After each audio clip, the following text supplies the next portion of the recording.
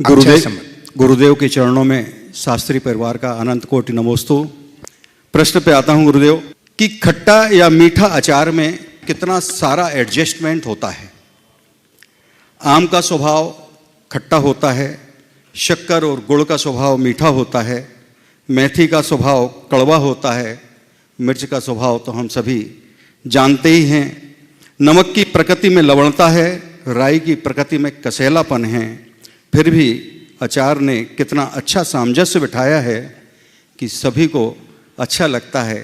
हे गुरुदेव, हम जॉइंट परिवार में नाना प्रकार के सबके अपने अलग अलग मन रहते हैं, लेकिन कैसा सामंजस्य बनाएं कि कम से कम अचार की मधुरता हम सब में ऐसी ही बनी रहे। अब आज जो आपने बात उपस्थित की अचार की, बहुत अच्छी बात की कि आम की खटाई और शक्कर की मिठास, उसमें नमक है, मिर्च है, राई है और मेथी है, सब मिलकर के मधुरता देते। ऐसी मधुरता हमारे अंदर कैसे आए? आराम से आ सकता है। इसका रहस्य बता दूं? इसका रहस्य केवल यह है कि ये सब एक बरनी में रहते हैं। पहला रहस्य, एक बरनी में रहते हैं। समझ गए?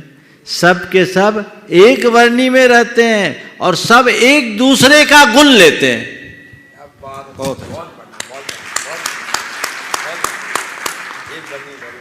बस एक घर में रहो, एक झंडे के नीचे रहो, एक बरनी में रहो और एक दूसरे का गुण ग्रहण करने लगो, तुम्हारे यहां भी अचार की मिठास आएगी। और एक बात बोलूं, अचार खाए तो हमें बहुत साल हो गए लेकिन अचार जो खाए हैं उनको बोलता हूं, सब एक बरनी में रह करके मिक्सअप होते हैं, लेकिन उसके साथ भी सबका अलग अलग स्वाद का आभास भी होता है। आम की खटाई का, शक्कर की मिठाई का, मेथी के कड़वेपन का और मिर्च के तीखेपन का, नमक के नमकीनपन का भी आभास हो जाता है। होता है कि नहीं? होता है।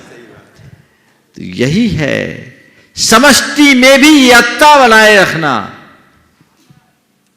अगर हम एक दूसरे के गुण को ग्रहण करने का भाव रखें, एक दूसरे के साथ रहने और साथ निभाने की वृत्ति अपनाएं, वे एक साथ रहते हैं और साथ निभाते हैं।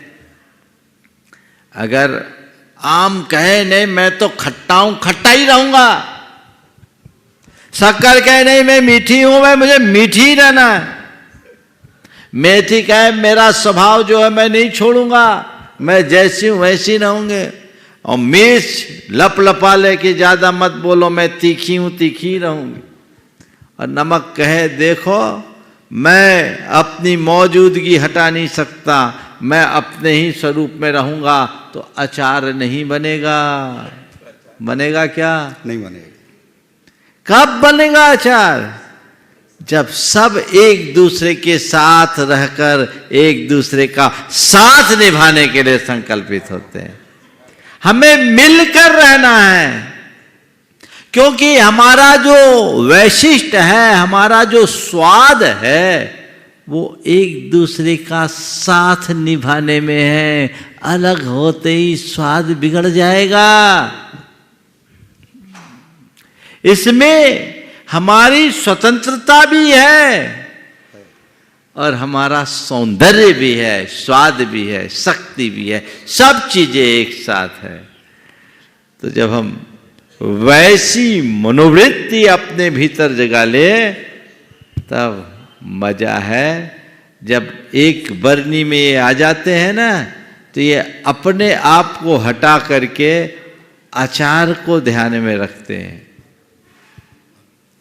बस हमें भी व्यक्तिगत महत्वाकांक्षाओं को गौण करके घर परिवार की सुख शांति और समृद्धि को अपना लक्ष्य बनाना चाहिए, और उसके लिए अपना जितना उत्कृष्ट हो उत्सर्ग करना चाहिए।